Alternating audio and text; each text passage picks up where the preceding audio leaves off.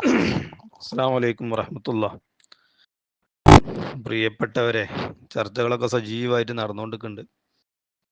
പിന്നെ താഹിർ ഫൈസി, ബട്ടാകൽ കുഞ്ഞാണി, ബാബു സലാം, പിന്നെ Jafar വാഫിൻ്റെ post delete ആക്കിയാണ്. ഏതായാലും പുതിയ പുതിയ ഓരോ സംഭവങ്ങൾ ഇങ്ങനെ വരുമ്പോൾ അതിൻ്റെ തുടർ ചർച്ചകൾ ഇങ്ങനെ ഉണ്ടാവും. ഈ ചർച്ചകളെ സംബന്ധിച്ച് പറയുകയാണെങ്കിൽ പണ്ട് കേരള കോൺഗ്രസിനെ പറ്റി പറയുന്ന മാതിരി വളരും തോറും പിളരും, പിളരും തോറും വളരും എന്ന് പറഞ്ഞ മാതിരിയാണ്. പിന്നെ ചർച്ച ചെയ്യുന്നിടത്തോളം അകലം കൂടും, അകലം കൂടുന്നിടത്തോളം ചർച്ച തുടരും. ആ രീതിയെ ചർച്ചക്ക് ഉണ്ടാവുള്ളൂ. പക്ഷേ ആ കാര്യത്തിൽ കൂടുതൽ ചർച്ചക്ക് വരില്ല. നമ്മളൊരു ചർച്ച തുടർന്ന് പോവുമല്ല. പല സംഭവങ്ങൾ നമ്മളിതിൻ്റെ പിന്നാലെ ഒരു 4-5 കൊല്ലം ഇങ്ങനെ പിന്നെ ഈ സമസ്തൻ്റെയും വാഫിയ വഹാബി ഇങ്ങനത്തെ കാര്യങ്ങളൊക്കെ നമ്മൾ ഫോളോ ചെയ്യുന്ന ഒരാൾ എന്നുള്ള നിലക്ക് ഇതിൽ കുറച്ച് കാര്യങ്ങൾ നമ്മൾ മനസ്സിലാക്കണം. ഇതിലിപ്പോൾ ഒരു 90% മുസ്ലിം ലീഗർ തന്നെ ഉള്ളൂ. 90-95% മെമ്പർഷിപ്പ് കൊണ്ട് മുസ്ലിം ലീഗരും പിന്നെ സമസ്തക്കാരാണെങ്കിലും മുസ്ലിം ലീഗരും അതിന് വോട്ട് ചെയ്യണമല്ലൊക്കെ തന്നെ ഉള്ളൂ. ഇനിയിപ്പോൾ എത്ര പരസ്യങ്ങൾ വന്നാലും തെരഞ്ഞെടുപ്പ് വരുമ്പോൾ കോണിക്ക് വോട്ട് ചെയ്യാന്നല്ലാതെ വേറെ എന്തിനു വോട്ട് ചെയ്യണമല്ലോ അവിടെ ഉള്ളത്? അരിവാൾ ചുറ്റിക്ക് വോട്ട് ചെയ്യണമല്ലുണ്ടാ? പരസ്യങ്ങളൊന്നും ഒരാളെ വോട്ടിനൊന്നും സ്വാധീനിക്കില്ല. അത് മറ്റൊരു വിഷയമാണ്. പക്ഷേ ഈ കാര്യത്തിൽ ഈ മുജാഹിദ് പിന്നെ സംബന്ധമായ കാര്യങ്ങളിലെ സമസ്ത ഒരു നിലപാടെടുക്കുമ്പോൾ ഇപ്പോൾ നിലവിലുള്ള സാഹചര്യം അനുസരിച്ച് സമസ്തൻ്റെ ഭാഗത്തുനിന്ന് വഹാബീസത്തിനെതിരെ നിലപാടെടുക്കുമ്പോൾ അതിനെ പ്രതിരോധിക്കാൻ മുസ്ലിം ലീഗിലെ അല്ലെങ്കിൽ യൂത്ത് ലീഗിലെ ആൾക്കാർ വരുന്നത് എന്തിനാണെന്നുള്ളതാണ് നമുക്ക് മനസ്സിലാവാത്തത്. അതൊരു നമ്മളെല്ലാവരും ചിന്തിക്കേണ്ട കാര്യമാണത്. മുസ്ലിം ലീഗിലുള്ളവരൊക്കെ 90% ഇപ്പോൾ ഈ ഗ്രൂപ്പിലുള്ളവരൊക്കെ സുന്നികളാണ്. സുന്നികൾ എന്ന് പറഞ്ഞാൽ സമസ്തയിൽ നിന്ന് പഠിച്ചിട്ടുണ്ടായവർ, സമസ്ത ഉണ്ടാക്കിയ മദ്രസകളിൽ നിന്ന് പഠിച്ച് ദീനും കാര്യങ്ങളൊക്കെ പഠിച്ചവരാണ്. അപ്പോൾ അവർക്ക് കമ്മിറ്റ്മെൻ്റ് ഉണ്ടാവേണ്ടത് 100% സുന്നിസത്തോട് തന്നെയാണ്. അത് ഞാൻ ഈ ഗ്രൂപ്പിലത്തെ മാത്രം പറയില്ല കേട്ടോ. നമ്മളിപ്പോൾ ഒരു വഹാബി സംബന്ധമായ കാര്യങ്ങൾ പറഞ്ഞാൽ അതിനെ പ്രതിരോധിക്കാൻ മുസ്ലിം ലീഗിൻ്റെ പ്രവർത്തകർ വരാൻ പാടില്ല. ശരിക്കും ഇപ്പോൾ ഈ പിന്നെ ഹക്കീം ഫൈസിൻ്റെ വിഷയത്തിൽ തന്നെ സംഭവിച്ചത് ആ ഒരു സംഭവമാണ്. എന്താണെന്ന് വെച്ചാൽ പിന്നെ ഈ മുസ്ലിം ലീഗ് അന്ന് ഒരു കണിശമായ ഒരു സ്റ്റാൻഡ് അന്ന് എടുത്തിരുന്നെങ്കിൽ, എൻ്റെ വ്യക്തിപരമായ അഭിപ്രായമാണ്, മുസ്ലിം ലീഗ് അന്നൊരു കണിശമായ ഒരു സ്റ്റാൻഡ് ഈ കാര്യത്തിൽ അന്ന് എടുത്തിരുന്നെങ്കിൽ സമസ്തൻ്റെയും മുസ്ലിം ലീഗിൻ്റെ ഇടയിലുള്ള ഈ പ്രശ്നങ്ങൾ ഇങ്ങനെ വഷളാവില്ലായിരുന്നു. എന്താന്ന് ലീഗ് എടുക്കേണ്ട നിലപാട് എന്തായിരുന്നു? സമസ്ത ഈ CAC വിഷയത്തിൽ മാത്രം സമസ്ത ഈ CAC വിഷയത്തിൽ 3 വർഷം ഈ ഹക്കീം ഫൈസിൻ്റെ പിന്നാലെ നടന്നതാണ്. ജാഫർ വാഫിനോട് ക്ഷമിക്കണം, എല്ലാ വാഫികളെ പറ്റിയല്ല പറയണത്.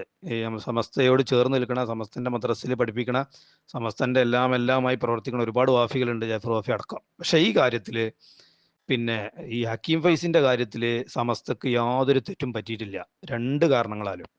എന്താണെന്ന് വെച്ചാൽ അത് മുമ്പ് ഞാൻ പിന്നെ ചില ഉദവികളോട് സംസാരിച്ചപ്പോഴും ഉദവികൾ പറഞ്ഞാൽ എന്താ പറയുക, അന്ന് ഹക്കീം ഫൈസിക്ക് ഒന്ന് താന്നു കൊടുത്താൽ മതിയായിരുന്നു, അവിടെ തീരുമെന്ന പ്രശ്നം.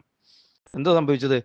ഹക്കീം ഫൈസിനോട് പിന്നെ സമസ്ത മുഷാവറ 3 കൊല്ലം ഹക്കീം ഫൈസിന്റെ പിന്നാലെ നടക്കും. ഹക്കീം ഫൈസിയാക്കിയത് സമസ്തയാണ്. വാഫിയ സംവിധാനങ്ങൾ തുടങ്ങാൻ കാരണം സമസ്തയാണ്. ഒക്കെ സമസ്ത പ്രൊമോട്ട് ചെയ്ത സ്ഥാപനങ്ങളല്ലേ. നമ്മളെ ചുറ്റുപാട്ടിൽ നിന്നും നമ്മളെ നാട്ടിൽ നിന്നും നമ്മളെ മക്കളെയും നമ്മളെ കുടുംബക്കാരൊക്കെ ഈ വാഫി കോഴ്സിന് ചേർക്കാനും ഉദവി കോഴ്സിന് ചേർക്കാനൊക്കെ കാരണം അത് സമസ്ത സപ്പോർട്ട് ചെയ്യണ ഒരു സുന്നത്ത് ജമാഅത്തിന്റെ ആശയ സംവിധാനങ്ങളാണെന്നുള്ള നിലക്കല്ലേ.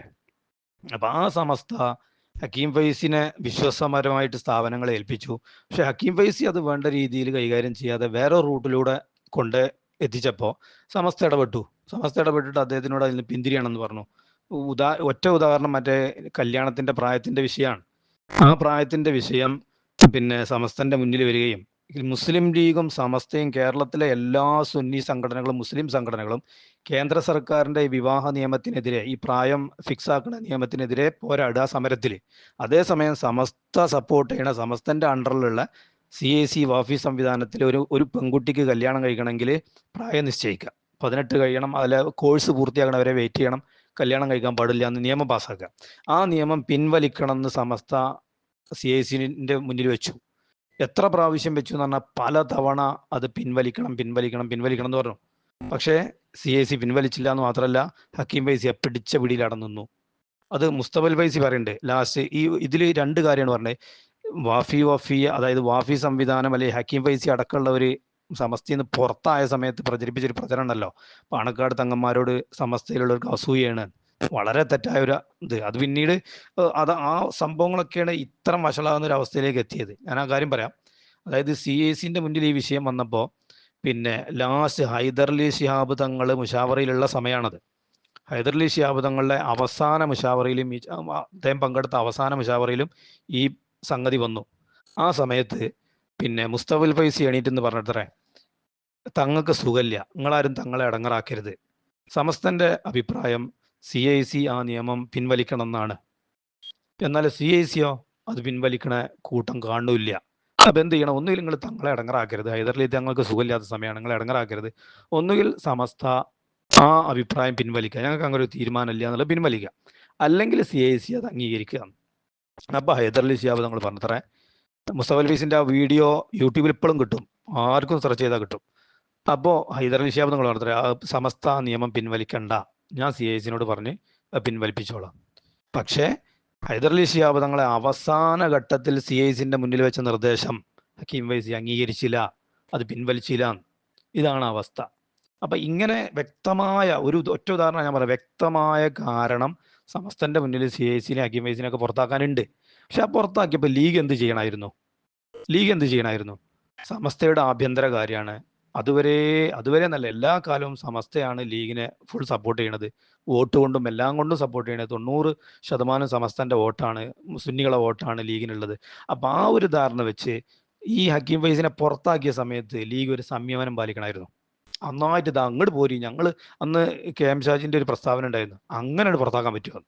അപ്പൊ ആ ഒരു മുക്കൂട്ട് മുന്നണി ഉണ്ടല്ലോ, ആ KM ഷാജി, ഹക്കീം ഫൈസി, ഇങ്ങനത്തെ ഉള്ള ചില ആ ഒരു സംഭവം അവിടെയാണ് പേച്ചത്. പിന്നെ എന്ത് സംഭവിച്ചു എന്ന് വെച്ചാല്, പിന്നെ സമസ്ത പുറത്താക്കിയ ഉടനെ തന്നെ യൂത്ത് ലീഗിന്റെ എല്ലാ ഓഫീസും വാഫിക്ക് സംവിധാനങ്ങൾക്ക് യോഗം ചേരാൻ വിട്ടുകൊടുത്തു. എല്ലാ ഓഫീസ് കേരളത്തിൽ മലപ്പുറം ജില്ലയിലൊക്കെ പല ഓഫീസുകളും ഇങ്ങനെ വാഫിന്റെ ക്യാമ്പസ്, അതുപോലെ അതിന്റെ യോഗങ്ങൾ, ഇതാ യൂത്ത് ലീഗ് ഓഫീസ് അങ്ങനെ.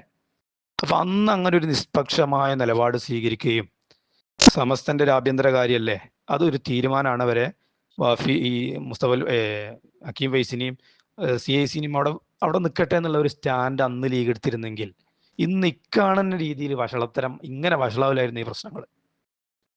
പൊട്ടിച്ച വെടിയാണ് ഈ ഹക്കീം ഫൈസി പൊട്ടിച്ച വെടിയാണ്. എന്താ പറയുക, ഇപ്പൊ സമസ്തന്ന് പുറത്താവുകയാണെന്ന് കണ്ടപ്പോൾ മൂപ്പര് ഒരു വെടി പൊട്ടിച്ചിട്ടാ പോയത്. എന്ത്, പാണക്കാട് തങ്ങളോട് സമസ്തക്കാർക്ക് അസൂയാണെന്നൊന്നും പറഞ്ഞു സമസ്തനെ ഇടതുപക്ഷത്തിനോട് അടുപ്പിക്കാൻ വേണ്ടി അതിൽ കുറെ ആൾക്കാർ ശ്രമിക്കണം. ഈ രണ്ട് വെടിയും മുസ്ലിം ലീഗിനെ പാട്ടിലാക്കാൻ വേണ്ടിയിട്ടായിരുന്നു, മുസ്ലിം ലീഗിനെ പിടിക്കാൻ വേണ്ടിയിട്ടായിരുന്നു.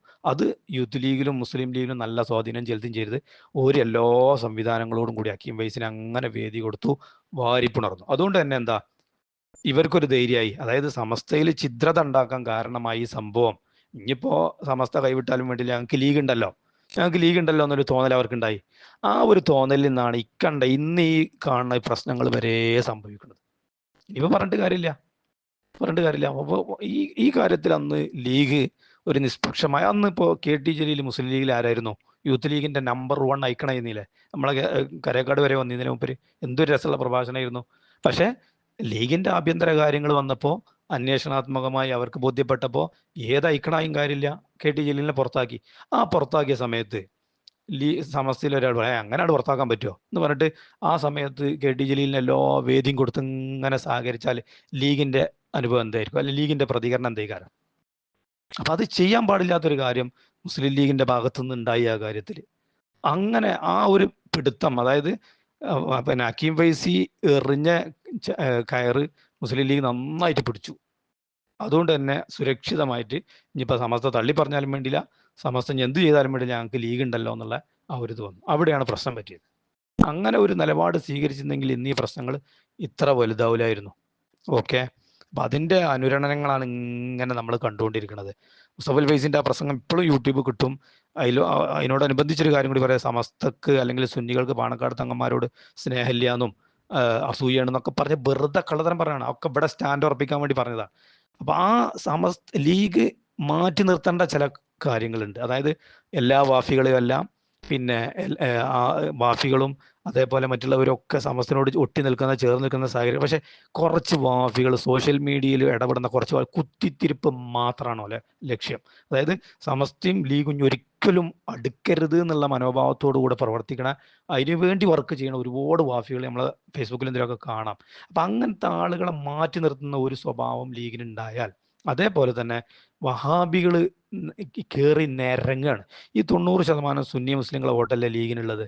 ആ വോട്ട് എപ്പോഴും ഈ സുന്നി മുസ്ലിങ്ങൾ സമസ്തക്കാരും മറ്റൊക്കെ വോട്ട് ചെയ്തിട്ടാണ് മുസ്ലിം ലീഗിന്റെ സ്ഥാനാർത്ഥികൾ വൻ ഭൂരിപക്ഷത്തോടെ വിജയിക്കുന്നത്. എന്നിട്ട് അത് കഴിഞ്ഞാൽ ഏറി ഇറങ്ങി നിരങ്ങണത് വഹാബികളും. ഇപ്പൊ പി എം എ സലാം എന്ന് പറഞ്ഞ ഒരു മുജാഹിദ് കേരളത്തിലെ ഏറ്റവും വലിയ ന്യൂനപക്ഷ പ്രസ്ഥാനത്തിന്റെ സെക്രട്ടറി സ്ഥാനത്ത് എത്തി എന്ന് പറഞ്ഞാൽ അതിന്റെ അർത്ഥം എന്താണ്? വഹാബിസത്തിന് അതിന് അത്രയും അതിൽ സ്വാധീനം ഉണ്ട് എന്നല്ലേ. അതിനെ നമ്മൾ സപ്പോർട്ട് ചെയ്യാൻ പറ്റുമോ? വഹാബിസം എന്തുകൊണ്ട്, അതൊക്കെ നമ്മൾ ചർച്ച ചെയ്തിട്ട് കാര്യമില്ല. വഹാബിസിനെ പൂർണ്ണമായിട്ട് ആശയപരമായിട്ട് അകറ്റി നിർത്തണം നമ്മൾ. അപ്പോൾ ചോദിക്കും പിന്നെ സുന്നികൾ മാത്രം മതിയോ ലീഗിൽ എന്ന്. സുന്നികൾ മാത്രം മതി എന്നല്ല പറയണത്, സുന്നികളും വേണം. പിന്നെ വഹാബികൾ ഈ മുസ്ലിം ന്യൂനപക്ഷത്തിന്റെ ഭാഗമല്ലേ, അവരും വേണം. പക്ഷെ മുസ്ലിം ലീഗിന്റെ ചെലവില് സമസ്തക്കെതിരെ ഈ വഹാബികൾ കുതിര കയറരുത്. മുസ്ലിം ലീഗിന്റെ ഉന്നത സ്ഥാനങ്ങളിൽ കയറി ഇരുന്നിട്ട് സുന്നികളെ കൊഞ്ഞനം കത്തരുത്. പാണക്കാട് തങ്ങളെ ഈ മുജാഹിദീർ അംഗീകരിക്കണ്ട ഇല്ല. അവരെ ഉൽപ്പന്നങ്ങൾ ചെലവാക്കാൻ വേണ്ടി അവരിങ്ങനെ കൊണ്ടു നടക്കാന്നല്ലാതെ. കെ എം മൗലവിന്റെ പുസ്തകം പാണക്കാട് സാദിഖ് അലി ശിഹാബ് കൊണ്ട് പ്രകാശനം ചെയ്യിച്ച് എന്തുകൊണ്ടാ? ഏതെങ്കിലും ചോലിനെ കൊണ്ടോ മുജാഹിദ് ബാലുശ്ശേരിനെ കൊണ്ടോ ചെയ്തിട്ടുണ്ടെങ്കിൽ ഓർക്ക് അതിന്റെ സർക്കുലേഷൻ കിട്ടൂല, വിറ്റുപോല.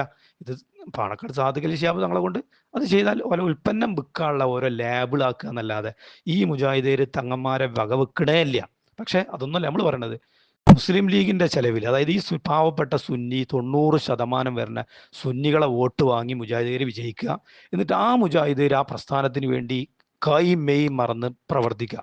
എന്നിട്ട് ആ മുസ്ലിം ലീഗിന്റെ ഉന്നത സ്ഥാനങ്ങളിൽ കയറിയിട്ട് ഈ തങ്ങന്മാരെയും സമസ്തനെയും താറടിക്കുക, ഒരു ലെവലേശം ഉൾപ്പില്ലാതെ താറടിക്കുക.